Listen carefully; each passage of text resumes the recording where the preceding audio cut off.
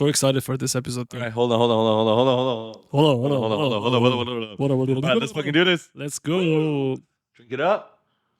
Why are you drinking like tequila? You know, like I'm taking a shot. shot. It's Yes. a shot, man. Yeah. We're drinking the East Africa Dark Roast today, baby. Faraz's favorite. It is because we pull so well from it. Farah doesn't like it that much Not mine, definitely. But because yeah. it doesn't give you enough energy. Yeah, that's why. I don't feel that much with it, but it's good. Welcome everybody to the second episode of Bad Decisions Coffee Break.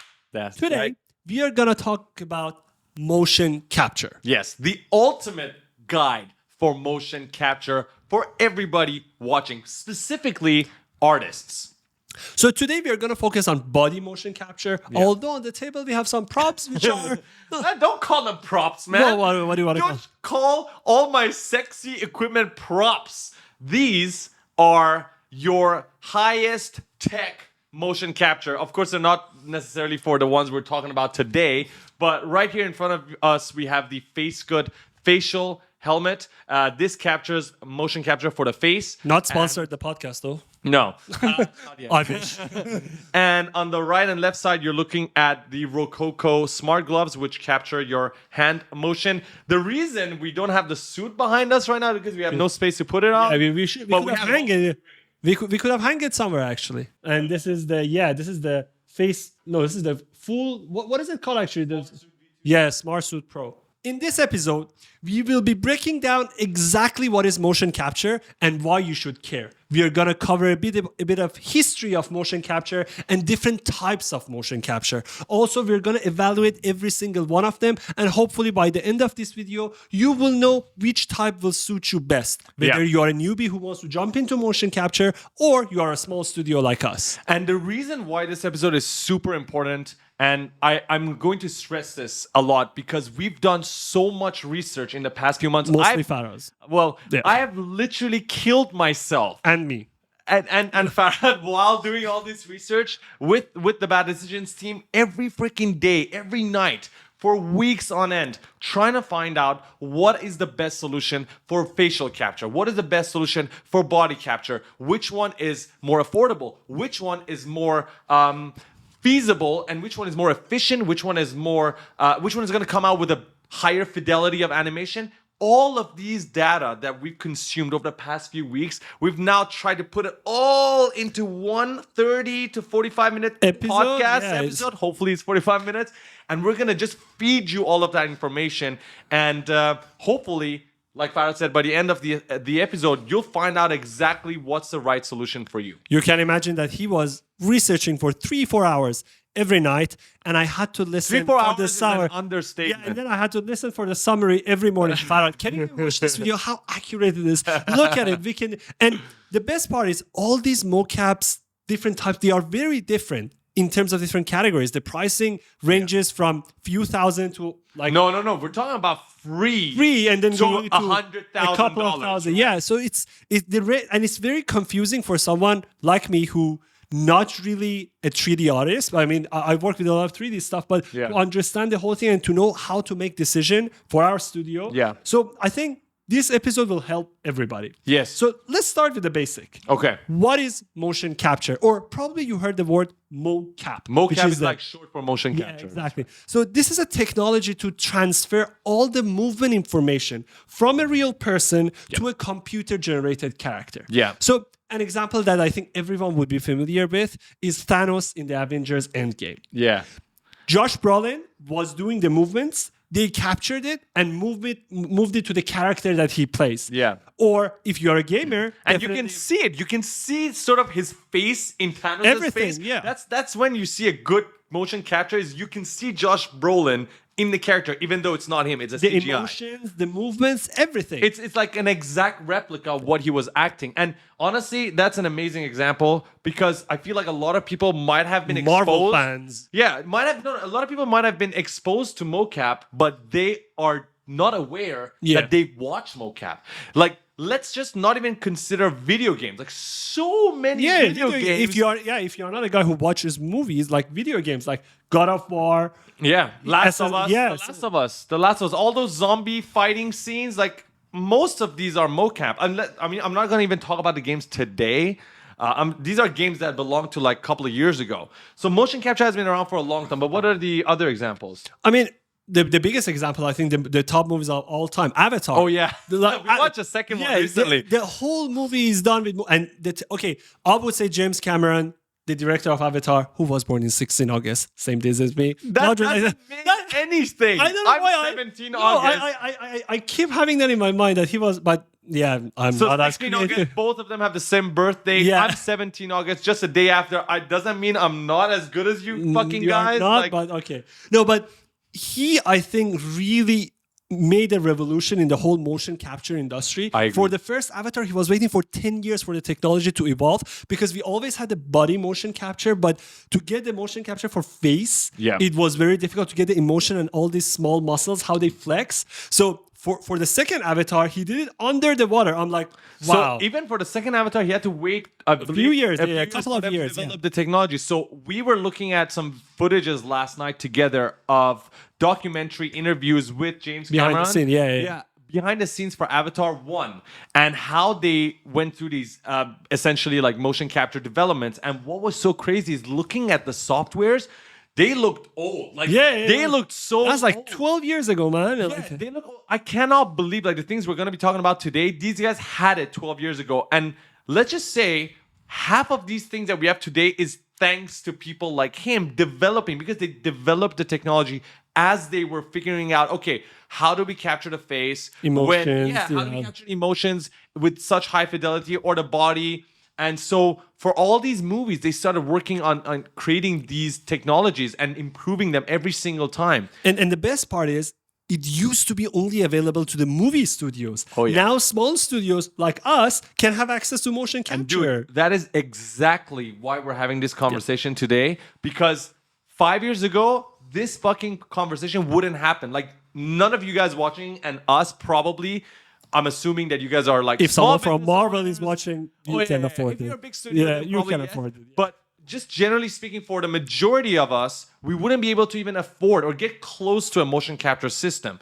But nowadays, they're so accessible, so affordable, so easy to use that everybody can use them. And I just believe it's going to help the animation and film industry and just any artist. It doesn't even have to be in film and animation. It's going to help you guys Music so much. videos, games, all these things. yeah. Everything. Yeah. Sports, healthcare. But again, that's not our main area of expertise. So we're not going to be talking a lot about that. Mostly it's going to be related to 3D artists. But generally speaking, it's so accessible. So you might just find your use case while watching this episode. So what's next? No, let's go because last night I was preparing for this podcast and I started you were doing doing it. a lot of research. Yeah, I was Because you wanted to make sure you can keep up with me. shut the fuck up. Just saying. But what I'm saying is, when I was looking at the history of mocap, Yeah. it was very interesting. I couldn't find a solid route of how it started, but there were Okay. a few examples which the first one started with healthcare industry.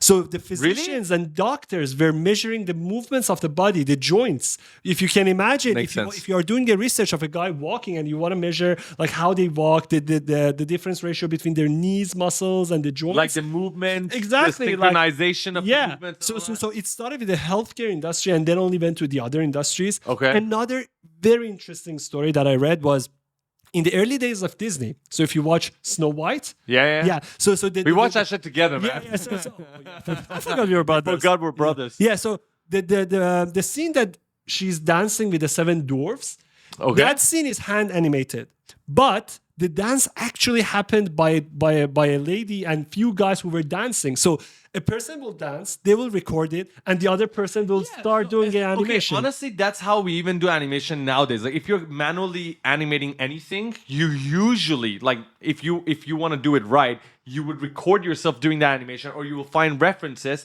and then just copy frame by Exactly. frame. So yes, I guess the idea for So animators started that way, and then they were like looking for technologies. How can we make this faster? Like how can I do it myself and get that same animation without having to manually keyframe it every? And honestly, sorry, I'm just gonna say this.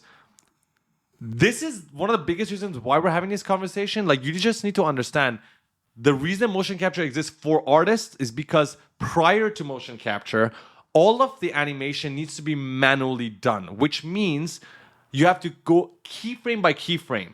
And if you're running, let's say, a 60 frames per second animation, which is usually for video games. It's going to be really high. 60 frames per second. That means 60 frames Drawing. in a second. And let's say you have 20 seconds of animation, right? That's 20 times crazy. 60. That's You need to crazy. keyframe almost every single frame, or you can go on 2s or 3s, so every 2 or 3 frames.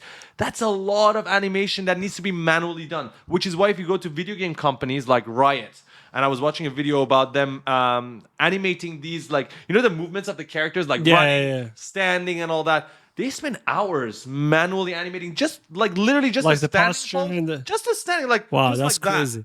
Because I don't they have the patience. I don't have the patience, man. I'm like, I didn't when I first was learning manually animating, hand animating. I hated it, but the moment you get how it works, it's such a peaceful process. It is a very peaceful process because you try to move the joints around with the rig, and if the rig is done right, it feels great. Now, I don't want to get too deep into that, but just saying the reason why motion capture for artists exists is to essentially save a lot of time and increase realism, because you can only get so close to the actual human motion when you compare it to the actual human motion that you can get so from mocap. basically, why we use motion capture is to reduce the time and effort, Yes. and also to have more realistic animation for our Much- character. almost no, not even you can even say identical. Yeah, right? identical movement. Identical movement, because if you're not an artist, you probably never thought about this, but even the way you move your head, your neck, right, your fingers, like there's so much random movement in all your joints. Tiny muscles, Yeah, tiny joints, especially in exactly. the face. Yeah. So manually doing all of that is going to take a lot of time. And if you're not a good animator, if you're not, let's not use the word good, if you're not experienced, it's will not take a lot of going to time. look as Yeah, real for as you sure. want. But with motion capture, you can essentially have really great looking animation, even if you're not a great animator. Let's put it that way. Yeah.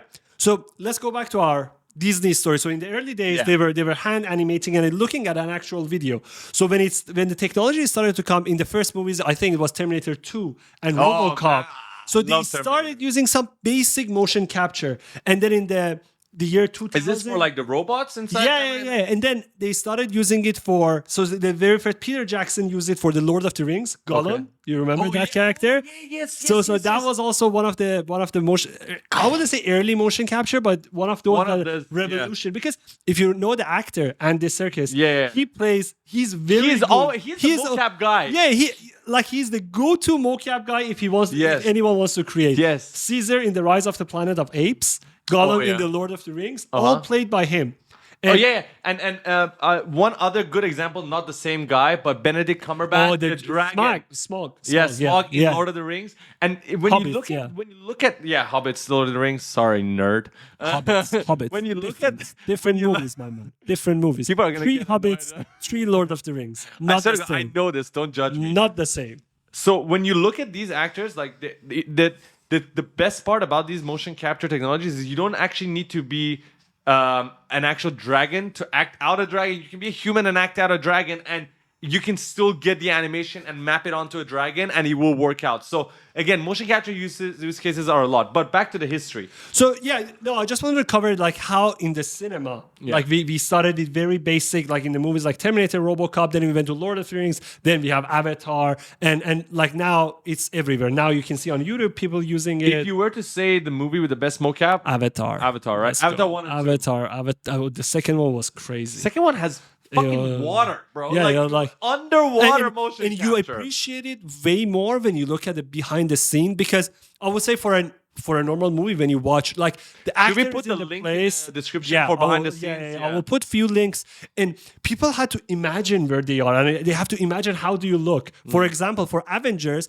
to understand how tall Thanos is, they put a banner up Josh Brolin's head, and that was Thanos' head, so everybody doesn't Looks look. up, so the looks eye up, level is right, So yeah. so a lot of tricks has been done, and I think acting would be a bit more difficult. I mean, I'm not an actor, I wouldn't know, but Yeah. it's a great achievement. I mean, And we're gonna find out. Yeah, We yeah. just received our Rokoko Smart Suit Pro 2, so we're gonna be acting a lot with it. So I guess we'll find out. But we did watch a documentary, and they were like, it's quite liberating to act with mocap. Yeah. It's all about imagining things, I'm right? gonna act. I'm gonna create few characters and play. If you guys follow us on our YouTube and TikTok and Instagram, like this Twitter is as not the only well. thing that we do. Yeah. All of the social media platforms. We create a lot of content around the cool stuff we create, and motion capture is just one of them. So if you are interested in the things we're talking about today, you're gonna see a lot of use cases by ourselves. Some of them are actually already out. So just make sure you watch that. So let's jump into the types of mocap. So the biggest question a person when I understand what motion capture is, but which one? There are thousands of brands. Different and types. There are, I would say we can categorize them into 4 categories. What do you think? There's 4 main ones that we're going to be talking about today, but of course there are more that I am aware of, and I will share one of them with you, but there's probably more that I'm not aware of, and you might know them just watching this video.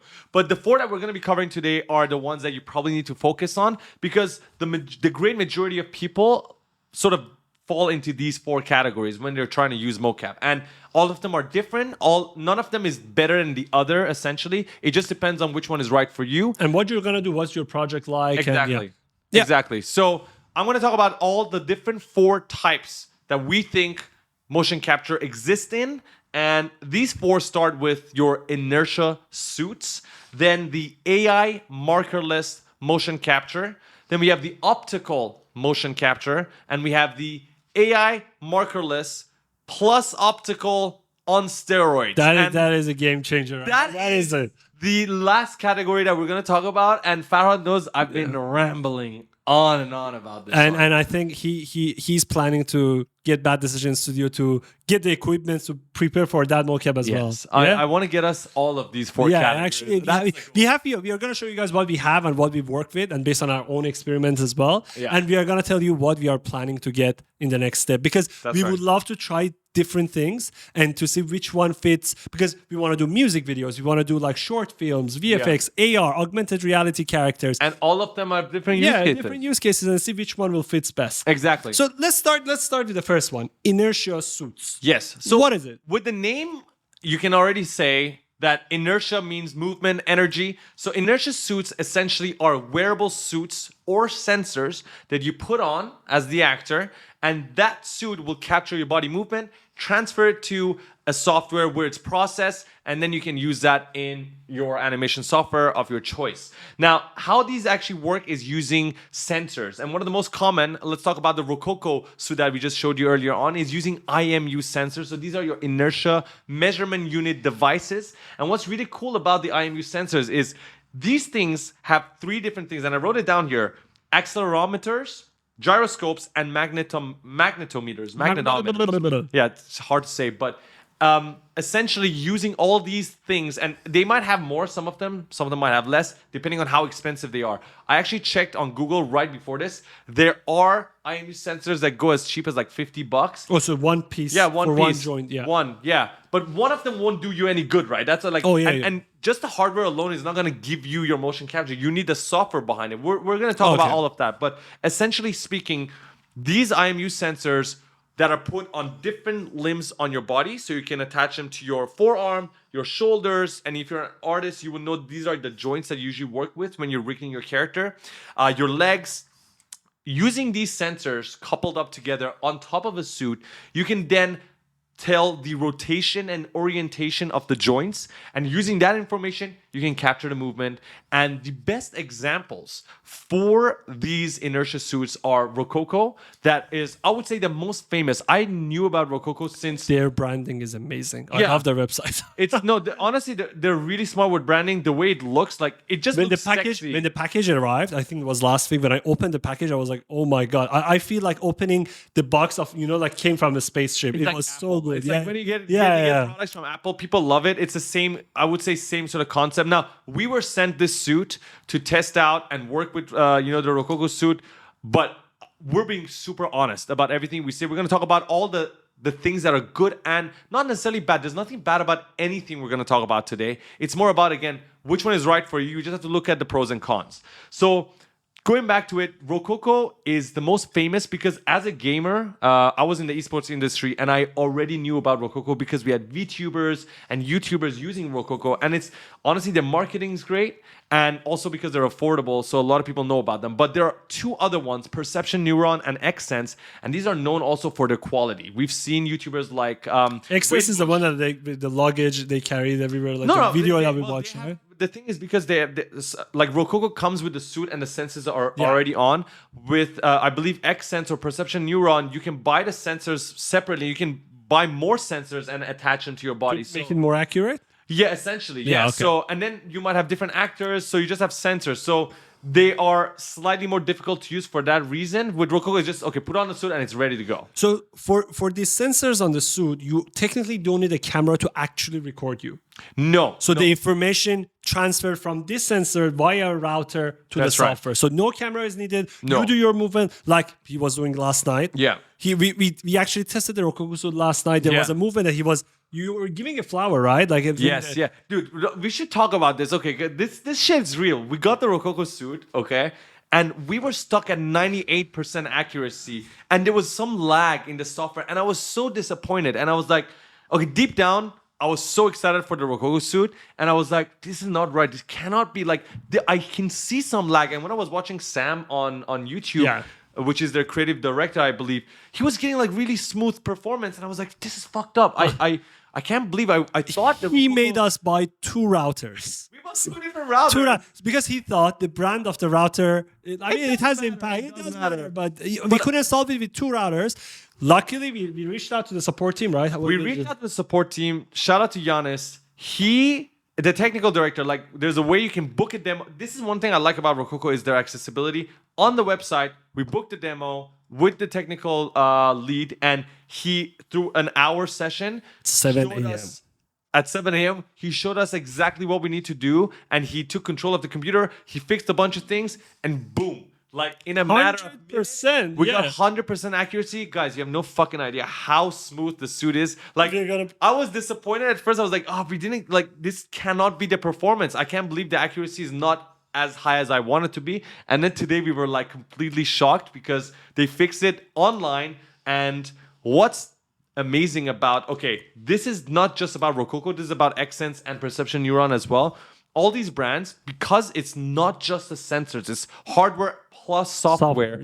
These softwares can improve. And what we know working with Rokoko now is that they constantly talk about updates to their software. So if their softwares are getting better, essentially you're going to get higher accuracy. And so even if you buy the suit now, you might end up with a much higher accurate result. 6 months down the road. 6 months down the line. Yeah, exactly. So you just have to understand a couple of things with these inertia suits. And I wrote them down here.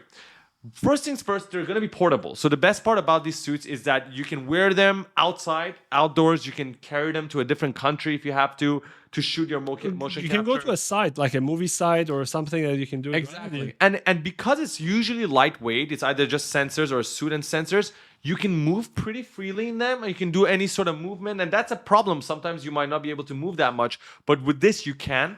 And so that's also, I would say, a plus. And also that are wireless. They don't have any, like, you're not attached to something. You know what I'm talking about? I can imagine the first motion capture suits probably years ago were... With cable, like a LAN cable? Yeah, imagine. So that would be really difficult. But there's only one downside to usually the inertia sensors or inertia sort of motion capture systems, which is drifting. Because they don't have the exact position of you in the space, and there's no cameras to track you. It's just you and the sensors on your body. You have to calibrate yourself constantly, and you usually will get drifting if you constantly move around the room. Can you explain drifting? Drifting essentially means, let's say I start here and I'm moving all the way over there, and that distance is 5 meters to be exact. In the software, you might get 4 meters. Okay, yeah. So you might have to just manually move your rig by a meter if that's going to be super important. But it still saves a lot of time if you want to. It's all of them. They need cleaning anyways, right? Like almost every motion capture we're talking about today needs cleaning, and even if it doesn't need cleaning, people still do because you always, even when you record a video like this podcast, we're still going to do minimal color grading, even if you don't want to do a lot. So you still need color cleanup, but it's when we talk about cleanup, we're talking about going into the graph editor of the software, and like, let's say if your hand is like broken in the motion capture in any sort of thing, or your hands are clipping, if you're clapping, your hands are going through each other. If that's the case, you're going to need to do some cleanup, which means you're going to need to use the graph editor to fix your hands. All of those, once you just try it out a little bit, they're pretty fast. And because most of the solutions we're talking about today, especially, actually, let's talk about this case, inertia suits, they're highly accurate usually. Okay. So you're going to need minimal cleanup. Okay. And that sort of wraps up the inertia suit. So let's go to the second category of mocap. You mentioned the second category are AI markerless. AI markerless motion capture. And AI markerless motion capture, you've seen us use it. AI markerless motion capture is basically capturing your motion from a single video. You send a 2D video, so one video of like yourself. You recorded with your phone? Like you just put your phone, record the video? Your webcam, yourself, or even a video of Snoop Dogg dancing online. Oh, so it doesn't have to be live? It doesn't have to be live. It can be any video, as long as the quality is there. There's some contrast between the body and the background. And the software will sort of use AI to calculate where the landmarks of your body are, your shoulders, your feet, and everything, and then give you the animation data. This, by far, is the simplest method for anyone to use, and it's the most accessible. And how it works, again, is by artificial intelligence.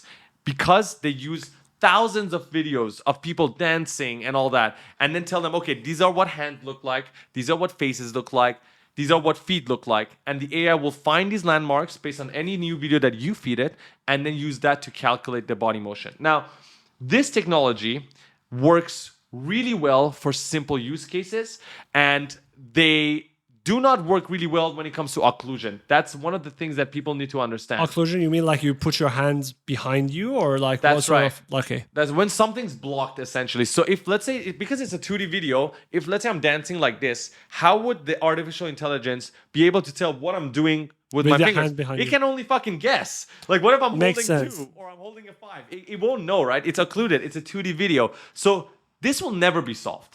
This problem will never be solved. I would say this is the easiest entry for anyone who wants to try motion capture, right? Because that's right. When you want to start, you don't want to make a movie right on the go. No hardware. Like you can just wave your hands, do these simple movements, and it's pretty accurate, I would say. I saw you were doing it, even a dancing, like it was quite good actually. So was it the Wednesday Adam dance?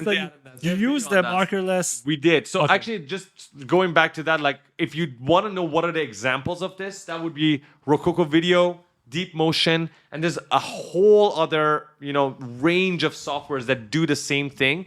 But again, I know it sounds like it. We're talking about Rokoko a lot, but you can fucking sue me in the comments if you want, but this is just the truth. Rokoko Video is the only company, I believe, you can correct me if I'm wrong in the comments because I'm not aware of the other ones, but it's the only one that is offering this solution for free. Absolutely free, unlimited. Now, again, I'm not saying, it's highly accurate, because it's not. None of these AI markerless 2D will be highly accurate compared to the other solutions. Because, again, the problem of occlusion, AI will never be able to guess what you're doing behind your body. It's free. Like you have your phone, you're in the basement, you just want to try something. Like you have a character, you want it to wave for your short clip. I think that's like you don't have to spend nothing, zero. Because of Rokoko Video, it's absolutely free. You made another video, like the X-Men video is also using Rokoko Video, or that one is using the Rokoko Video? Yes. Yeah. That was a Rokoko challenge. People put few videos that we made with this AI markerless solutions in the comments, so you can see how accurate they can get. Of course, we did some cleanups. Yeah. But I mean, this always needs cleanups. Yeah. Like, okay, let's put it this way. This thing, just very quickly going through it with AI markerless motion capture. It's free, and that's like, again, Deep Motion and all are not, but we're talking about Rokoko Video, for example, here. It's free. It's very easy to use. It's literally as simple as uploading your video and exporting out the animation data. Fast. You have to understand that it has no calibration. You don't need to tell it where your body is. Like, impressive calibration. If you want to set up any other systems we're going to be talking about next, you're going to need some calibration. And one last thing I got to say, though, it's naked. I literally wrote I'm just imagining what does naked will look like. It's naked because you don't wear anything. Think about it.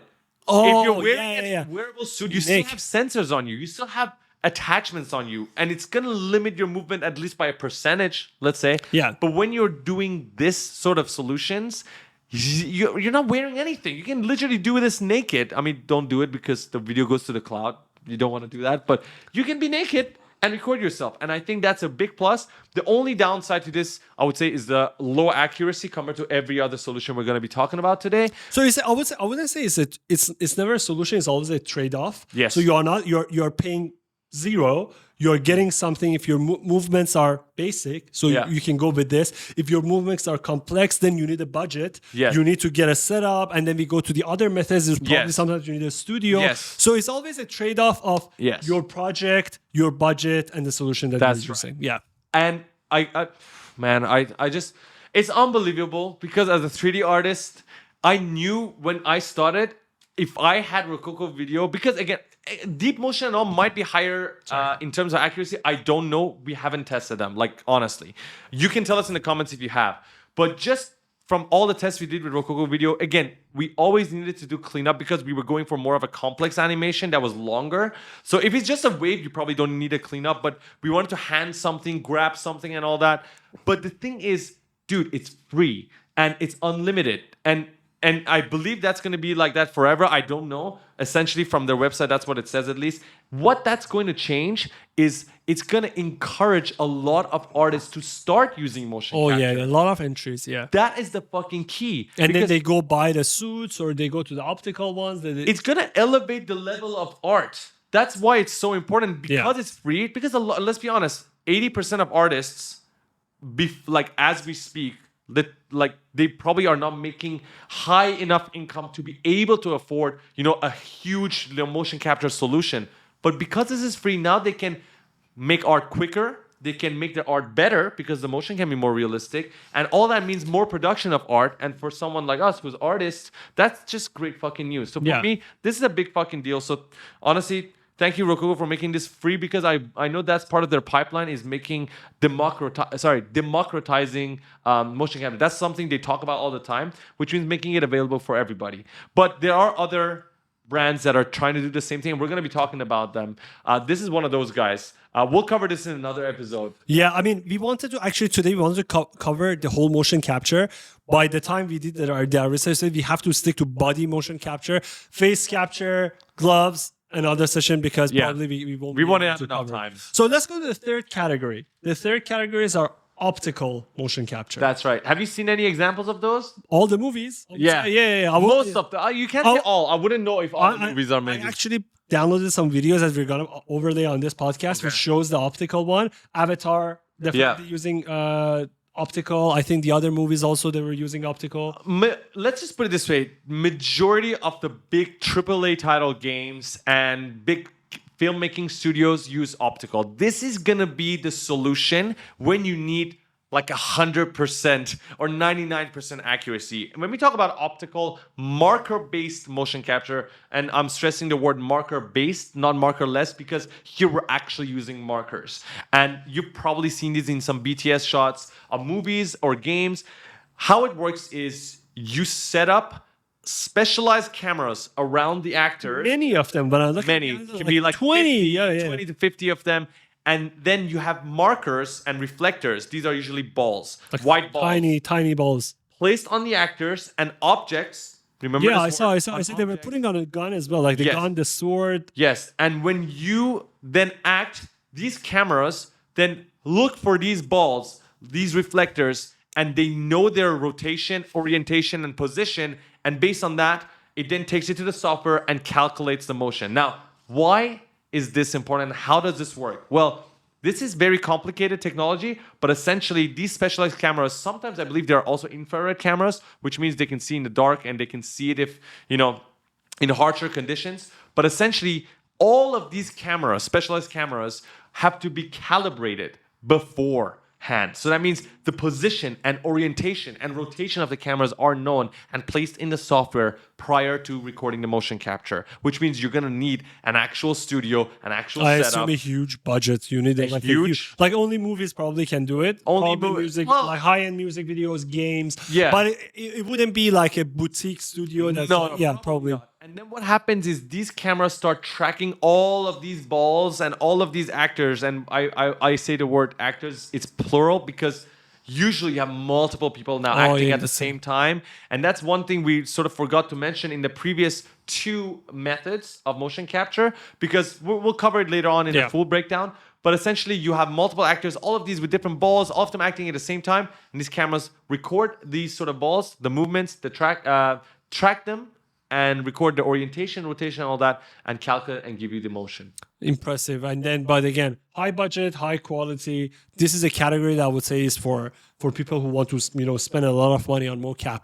But the last category, which I think... No, there's something I forgot to mention before we go. I was so excited for the last category. I know you want to go to the last one. The example, I don't know if you mentioned this, the example for this would be Vicon. The Vicon system is one of the most well-known. One of the oldest. When I was doing research, Vicon, I think one of the first one who did motion capture. Actually. I think like super long 80s, I think. Yeah, freaking long time. And rightfully so, because their technology is really good. And one thing about Vicon systems is, if you want to go and see one of the examples, go and look for Snoop Dogg's music video made in Unreal Engine 5. Now, shout out to these guys. Actually, the guys behind this is, I forgot the name, but Jesse, one of the old YouTubers, where he would prank people with his girlfriend, the girlfriend would prank him. Him and another creative director and a team used Unreal Engine 5 to create a music video for Snoop Dogg using the Vicon system. Sick. And there's a couple of things you need to know about these optical motion capture systems. And I wrote them down here. First of all, you are not naked. That's one of the downsides. You have markers all around you. You have a suit. Your body's all filled up with motion capture equipment. The setup is not for ordinary people. So me and you or someone watching probably is not going to be able to set it up unless you do a lot of research and know exactly how to use all these cameras and setups. It's going to take a couple of weeks for you to just be able to calibrate them properly. It is going to be expensive, and the time that it's going to take for you to be able to record it as a solo artist, it will take ages, I would say. Ages. But the only thing you have to understand is that it is going to be highly accurate, and you're going to be able to track objects too. So you have weapons, chairs, tables, whatever. You can attach these sort of reflectors on any object and be able to track them. Can we go to the most exciting part of the category? I need to drink something first. Yeah, so this is the fourth category, and I think one of the categories that we tested with a bit, but we still haven't looked into it in the full potential. Okay, you ready for this? Let's go. You ready for this? Let's go. You ready for this? This final category is a category that is very, very new. And it's, again, you've seen a lot of different, I would say, technologies in the past few years, rise. But this one is, I would say, artificial intelligence. I'm just going to say the fucking word.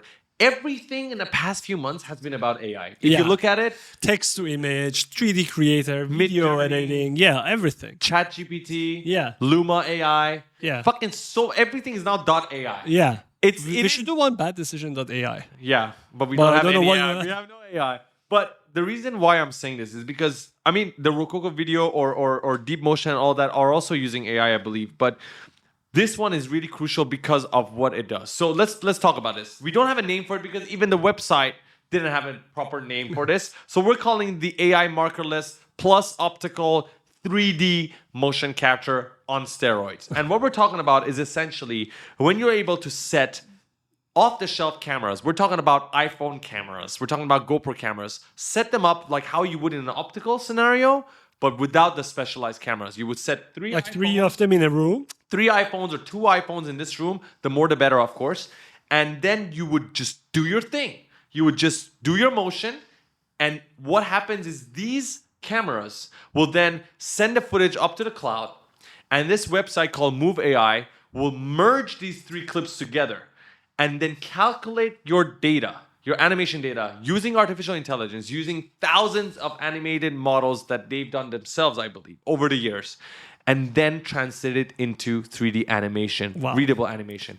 So you're telling me few iPhones, no suits, no tracker. Nothing. And multiple people in the scene. Not even one, multiple people in the scene. So the example of this is Move.ai. If you go to their website, it starts with one person, but of course you need more iPhones or more cameras for more people. But the beta, I believe, goes up to 25 people. 25 is like like you can literally do a football game. That's 11 to 11, 20 to. Football game. Wow, yeah. that's great. But of That's- course, the range, yeah, the range, camera of is course, not yeah, that yeah. big, but you can imagine why this technology is so important because it literally, okay, AI is essentially saying, you know what, hardware matters, but then with software, you can solve all your issues that you had, all your limitations that you had with your hardware. And what's crazy about Move.ai is that it's taking everything that the AI markerless technology is doing in 2D form with one video, but what it does is it merges multiple videos into one. And that allows it to create that sort of 360 vision to be able to have highly accurate and high fidelity animation data. And what's crazy, it starts with 2 cameras. They do recommend iPhone. So one thing I have to say, Farad, is a lot of people ask this. To this day, I'm on the Discord, Move.ai Discord. You can go and join that. There's people asking, oh, can I use this? Can I use Android? It's only iPhone, right? You have to understand, their plan is to go iPhone only because iPhones, let's be honest, they have the best cameras when it comes to phones. I mean, Not sponsored by iPhone. I know there's people gonna be shitting on me because they have like Google phones or whatever, but it's just iPhone cameras are more stable, and I guess these guys have been training everything with iPhones, so they want to go in that route. Stick to iPhone. Yeah, it makes sense. Work right now, but I just go with iPhones. And iPhone is cheaper, right? You can buy a refurbished. I mean, you don't have to buy a new iPhone. You don't have to, You no. can. I saw it on the website. You can buy iPhone 8 and above. Yes. So you can buy for a few $100s. That's right. iPhone 9. No, there is no 9. 9, 10. 10, There is no 11, 9. 10. Why did they skip 9? They went to iPhone X, which is Why? 10. Who the fuck? What? Why don't would know. you skip 9? I don't know, man. Okay, anyways. So, yes, you can use anything above iPhone 8, all the way up to iPhone 13 Pro or 14. But the better the iPhone, the better the quality of your capture because the better the camera will be. Now, I'm just going to quickly tell you how it works. With Move.ai, you can start with 2 cameras, but that, of course, means you will have low accuracy because you're still going to be missing out on front and back. Cameras are going to be sort of set up. We're going to put up the photo probably right now where it's showing you the capture volume. With 2 cameras, you have to set them up like this. You can't set them up like behind and in front of you because it needs to merge the information. It cannot be completely isolated. So you're going to miss out on some data. We recommend, based on our test, we tested with 3 iPhones and we got really good animation data. We will link that video down here as well. But you can imagine if you go up to 6 iPhones. Wow. So, okay, Faraz is killing me to, we should buy how many iPhones? Like 4 I'm iPhones. looking at getting 4 because you need 1 iPhone or an iPad to host a session. So we have tested Rokoko Video, which is the AI markerless. We have the inertial suits. If we buy these refurbished iPhones, I think we can test this as well. So we have tested all 3. Yeah. And then we would... Sorry, go ahead. No, go ahead. If you wanna check out all these tests, we will be testing all of these technologies on our YouTube channel, on our TikTok, Instagram, on all that. So make sure you guys stay tuned. One thing I have to mention is how this system works. So essentially, you download the Move.ai app. It is currently in beta. It's coming out of beta very soon. They did announce their pricing as well, which we're going to discuss in a second. It's very affordable, actually. And how it works is you download the application on a phone, all your iPhones, and then you essentially have one iPhone hosting a session, which is showing you all the cameras, like how you would look at security cameras if you were the owner of a restaurant. CCTV cameras, you have all the angles. You will host a session, you will see all the angles, and then all the other iPhones will be recording. Once you're done, it automatically uploads all the footages to the cloud where it gets processed. And it's as simple as that. It's crazy how, I would say in a few years down the road, these AI solutions would be crazy. And then they're going to really change the game. It's going to fucking change the game. There's one downside, though. Do you know what it is? No. What is it? The only downside to this is that it's not real time. Oh, yeah, it makes sense. So you cannot live stream it, probably. You cannot live stream it now, and I think in future it will be probably, yeah, probably. And it's crazy because a lot of people watching they want to be VTubers. If you want to be a VTuber, usually a lot of people are using rokoko suits. Yeah, inertial suits. Yeah. Yeah. So it's not real time, so you're gonna miss out on that part. But again, it could be solved in the future. Again, trade-offs. So now we have covered all 4, and we have covered quite extensively. We have very extensively. I think we are already marking around 1 hour now, less than that a bit. So we are gonna do a fire rounds of the evaluation of based on different categories of these 4 types of mocap. So we're going to talk about ease of use, Yep. which is basically how hard is it to set up, how hard is it to work with the software, And many how long does it take to set it up? Exactly. Then we're going to talk about accuracy. So accuracy is relative depending on your project and depending on your motion. But we're going to talk about the simple motion, which is like waving a hand, or a very complex motion, Yeah. which your hands is like behind your back.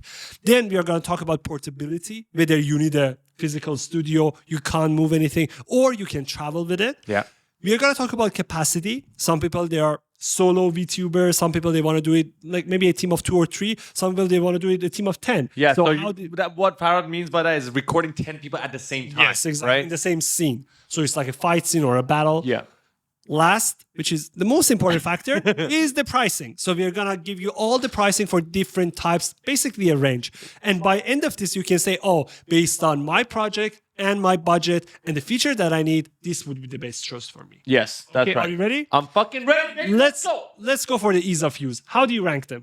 Okay, so we're gonna take an arbitrary number, and because we're artists, we're gonna take Blender Donuts of Blender Guru as our ranking here. Because you have to give an arbitrary sort of rating to this. Out of 1 donut, which is gonna be the lowest score. I'm so hungry now. We haven't eaten anything. Can we choose non-food? No. Okay. 10 Blender Donuts. So Okay. 1 to 10 Blender Donuts, 10 being the easiest to use and set up, and 1 being the hardest. So for the markerless motion capture, which is gonna be AI motion capture, your rokoko video, I'm gonna give it 10 Blender Donuts out of 10 because so hungry. you send it a video, and you download the animation data. What about the next one? Inertia. Yeah. What do you think?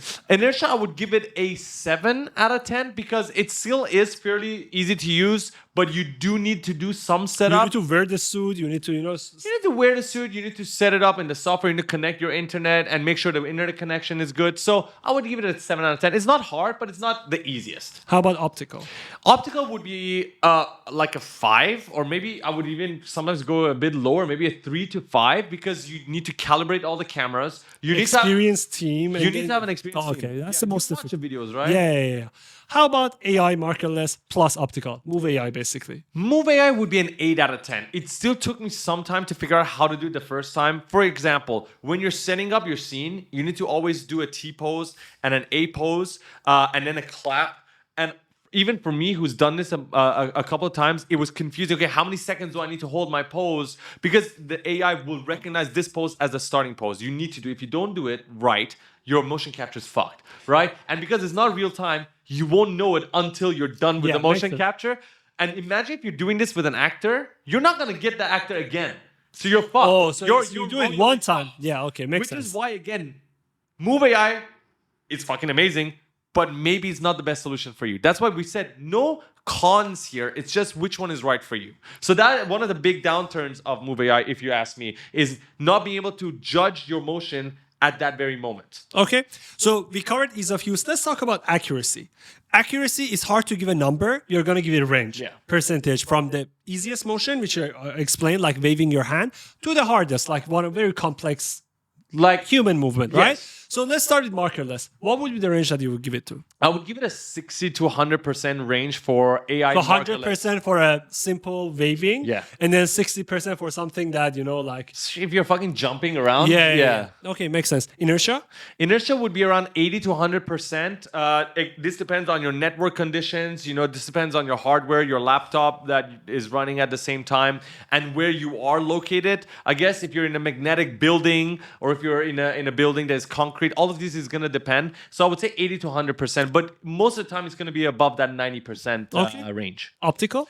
Optical would be 99 to 100%. Okay, that's the most accurate. I went to SIGGRAPH, which was here in Vancouver, which is a convention for all the new technologies. They had, I don't know if it was Vicon, it probably wasn't. It was another optical system. They had literally set up trampolines where these actors had the optical, sort of reflectors, and they had a camera set up, and they had a real-time TV showing their action.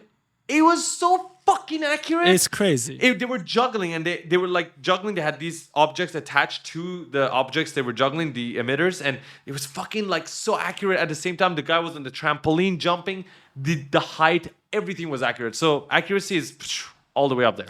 Last, Move.ai? Move.ai is, I would say, 90% to 100%. We haven't tested it that much, but based on our one-time test, and all the footages we see online is pretty The accurate. footage is like if you go to the website Move.ai, you will see the footage. It's crazy. They put a comparison between Optical and Move.ai. Honestly, it's really close. It's Yeah. really, really close. And if you follow JS Films, so JS Films is one of the YouTubers. Shout out. Yeah, JS Films does a lot of tests with Move.ai. So if you guys want to find out exactly how to use it, I would say go to his YouTube channel and check it out. Next category is portability. How do we take these suits or these, I don't know if you take your laptop with you. Yeah. Imagine you want to go to a site. How would you rate all of this? Markerless? Fucking 10 Blender Donuts out of 10, man. Yeah, you just it's need your your phone. phone. You don't even need a phone. Imagine if it's Snoop Dogg's video, you Or already just download it. Yeah. fucking sit down and do it. Yeah. Okay, perfect. Inertia suits? 7 out of 10. You still probably need to carry a briefcase or luggage or something. Not heavy. You can just hand carry it to the airport, right? Yeah. Optical? 2 or 1, maybe. You have can't to carry move that the whole, shit. Move You the need a whole fucking studio. truck. Yeah, move the whole studio. And Move AI. Move.ai is going to be around like 7 or 8 because depending on how many cameras you're going to set up, let's say if you have 5 iPhones, 5 you're gonna, tripods, 5 iPhones. Makes sense. But still, I would say not that hard to it's carry. still portable. You Yeah, can yeah. still fucking go to a jungle and start Yeah, shooting. for sure. As long as you have your laptop and your phones. Next category, we're going to talk about capacity. How many people in the scene can be present when we are recording? That's right. Markerless, let's go. So to my knowledge, I believe you want to stick to 1. Oh, yeah. Because anything more than 1, it's probably going to start messing up, especially if you got... If you are like occluding- interacting. If you're occluding each Yeah. other, how can it fucking capture the data? So I would say 1 is optimal, but Yeah. probably you can do more. I mean, keep Markerless for your mini projects, Your basic solo animations, projects. yeah. Yeah. Inertia? Inertia is going to be... So I only am aware of this for Rokoko. I believe they said you can record up to 3 performances at the same time. Well, you Anything- need 3 suits and then... Of course, yeah. So you need to be able to afford the 3 suits first, but you can record like a scene with 2 or 3 people, and anything more than that might affect your performance. I'm not sure how it works for extensor or perception neuron. That one we have to check later. Yeah. Optical? Oh, Fucking hell, man! It's just I don't army. Bring the whole army. bring a whole fucking do an entire fucking battle. I watch the Rise of the Planet Apes, the behind the what? scene. Rise of the Planet Planet Apes, of Apes. yeah. So there were like 10 of them, which they were playing the apes. They were running to a mountain and they were recording all 10 All at the together. same time. All at the same time. Oh, is it the one where they were like fucking Yeah, running with the yeah, sticks? yeah, Oh yeah, that's the one. It's so with optical you can do many people at the same time. Okay, makes sense. Move AI? Move.ai is, I would say, it's about the same as optical. You can do many people at the same time. Of course, the accuracy will drop when you have more people, but you can do, I believe, 1 to 20. I believe 1 to 6 is what they have officially available. Above that is like beta. Or I've not tested it, but it is going to be available soon. Okay. I mean, if you are a small studio, probably you're not going to need that many You're not people. fucking- And you don't then even you're have seeing the 25 same people in the scene. Like, company, yeah, exactly. So one of the most important factors for everybody, and for me, like when Faraz came to me, he started explaining all this feature. My question was, how much is it? Each of it. And you know, Finance. no, the problem with Faraz is he always gives the price At the of end. the object. First of all, not tax included. He's smart. Second, he always neglect the price of the software. So let's start with Markerless. How much is Why you it? got to do me like that, man? Why you got to do me dirty like that? How much is the price of the Markerless software now? So I'm again talk about Roku video is fucking free. Okay, it's perfect. free. It's free. You don't need shit. Next category. Let's go to Inertia. Okay, so Inertia, the price I know for Rokoko starts with about $3,000 for the suit. Xsense and Perception Neuron is around the same price. Xsense is going to be more expensive. 20K, right? No, not 20K. I think around like 7, 8K. It starts, No, but they you have different. end up paying They have different versions. Like pricing with Faraz is always like you start. It's like $299. Start with 3K, end up with 25. Like $299. But again, for all of these Inertia suits, you need a software license, which is an annual fee payment. Yes. Right? You need to pay You for don't. that. Okay, so with Rokoko, you don't need the software license necessarily. But the pro unless is- unless you want to live stream it. So you Okay. can record the data and then just transfer it. But if you want to live stream it directly to Unreal Engine or Unity or Blender or do face capture and all that, then you can get the pro license. Let's put a range of 3K to 15K to start with, like based on the Yes. brand that you choose. Okay, But makes sense. Farhad said this very nicely. Consider the annual subscription also in your budgeting when you're doing And this. the power bank. And then your power bank because you need to charge. Yeah, but I mean those are negligible. Okay, I'm cheap, but yeah. Optical. Optical would be around, honestly, I would say 20K above. I think Avatar spent $1 million on their set. Yeah, I mean, So I don't probably- even fucking know the softwares for that, but just hardware-wise, you're talking about all these specialized cameras. You're talking about all the sort of the reflectors and all that. So well above 15, 20K when you're talking about optical. And last but not least, Move.ai. Oh, this came as a surprise to us. So Move.ai just announced their pricing, I would say a month ago, and it is honestly one of the best pricing models I've seen. They announced that it is going to be $1 a day, which means a total of $365 for an annual license to be able to use cheap. their artificial intelligence. That is fucking dirt cheap. Honestly, dirt cheap for the quality that you're going to But get. that's not included the iPhone. So yes, it comes You have with, to buy the iPhones. It comes- Unless you have 4 iPhones laying over in your house. which I don't know why you would have for Yeah, iPhones. If you do, you're lucky. Yeah, but then you have to pay for the iPhones and the tripods. Isn't this like the opposite of the inertia suits? Inertia suits, you have that upfront payment of the suit, and then the license of the software is annual. Here, you have the license of the software, which is annual, but you need the upfront. Actually, it's the same. Yes, You it's need the pretty much the upfront of same. hardware, but the hardware here is not the suit. The hardware here is your phone, the camera phones, and all that. Camera phones, the cameras. So you need to pay the upfront. So how much will that be? Let's say if it's an iPhone. So you see, if you buy secondhand, probably you're paying $500 for each. So Around I mean, $500. Yeah. So 2-3K? 2-3K for the phones, and tripods. and then 2-3Ks, and then you 1 year 2.5 to 3K per year for Yeah. the first year. So for a good mocap setup with Move.ai, you want to put around a budget of around $3,000 for upfront, and then $365 per year for the annual license. But again, you're gonna get really good motion capture data out of that. So I know this was a lot to take, and believe me, you need to go back sometimes and look at certain sections. We're gonna timestamp it so you can easily go back when you want to buy your mocap solution. You know where you refer to. Again, look at your project, look at your budget, see what is coming in for your studio, or if you are a freelancer, and then make a decision. And it's always good to start with the free software to try it out to see whether do you like it or not, Yeah. and then move into another solution. That Yeah, is and existing. honestly, don't look at us with like the gloves, the Move.ai, the helmet, and also Rokoko. We are actually motion capture enthusiasts. Like that means Yeah. we are researching about mocap every day, and we want to try out all the other hardware and software. So if you're a mocap company looking at us right now, we will try out your product if you send it to us. Just saying. Shameless plug. Shameless plug, but just saying. I mean, we love to test out and see what works and what doesn't work. That is not the case for you, probably the majority of you watching. So just find out which one is right for you. I promise you, for the majority of you watching right now, just an AI markerless motion capture is gonna be enough because To you start, can at least. to start. Yeah, you can just use your own video, and it's the fastest one and the easiest one to use. Send it your video, get your motion capture data. Do minimal cleanup, well, depending on your motion capture, but do some cleanup. Let's say 1 hour worth of cleanup, and boom, you have your motion capture, and your animation looks a lot better, and it's a lot faster than it was ever before. So I hope by now you guys already understood what is motion capture. You found out about some case studies of motion capture in the film and gaming industry. You know all the different types of motion capture, and you know how to compare them to find the best need for yourself. That's right. And I really apologize if I talked a lot. It's just I think we are marking at 1 hour, which is good. Yeah, Our coffee breaks are getting a bit long. yeah, this is not a coffee break. Actually, when we started this podcast, we said we were going to do 20 minutes because that's our break time, and we're going to record it. This is episode Last one, it's episode 1 was hour. 40 minutes. This is 1 hour, but we love to talk about these things, and I hope you guys liked it. Make sure to subscribe. I have one thing I just want to say. Sorry, just after what you said, because I don't know if you're gonna say bye or not, guys.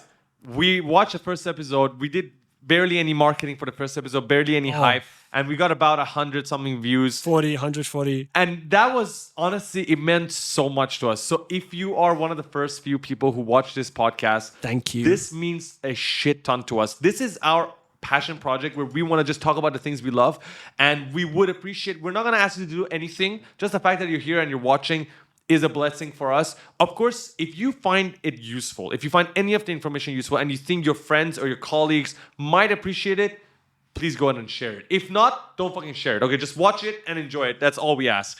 But yeah, just wanted to say thank you. That's all. Yeah. Thank you so much, everybody. All right, we're done? Let's All right, go. my man, let's do this. Let's go. Okay. Okay, so- wait. Wait. So it's Wednesday. You didn't talk to the mic. Oh, yeah. We might cut it. We might not cut it. I don't know. It's Wednesday, 3 p.m. So Wednesday, 2 p.m. PST, Snap Lensathon is going to announce the winner. We submitted our most complex. We put a lot of effort into that filter. We didn't sleep for a few nights to make that complete. It came from a story of an actual exhibition that we went to. We modeled an exact replica. Okay, long story short, we did an AR challenge and we want to see if we won or not. Let's check Wait, it. hold on. Tanya Johnson, media outreach, your Lensathon win, but I don't know which one. wait. But I don't know which Okay, one. we won. For Check out that Canada. Wait. Congratulations on the Lensathon. I'm seeing so many congratulations. I'm reaching out to love for I don't know what is our number. We're the winner Guess level who's 1. in No, level 1. That's level 1. Wait, we won, but We are the third place. third place. Go! Third place, baby. We fucking won, bro. Dude, we fucking won. Stop dreaming. Gold third place. Let's go, baby. We got third place in the Yay. Lensathon hackathon for fuck. Yes. Wow. I know it, motherfucker. I know it. Thank you, myself, and you, and everybody. I don't know what to say.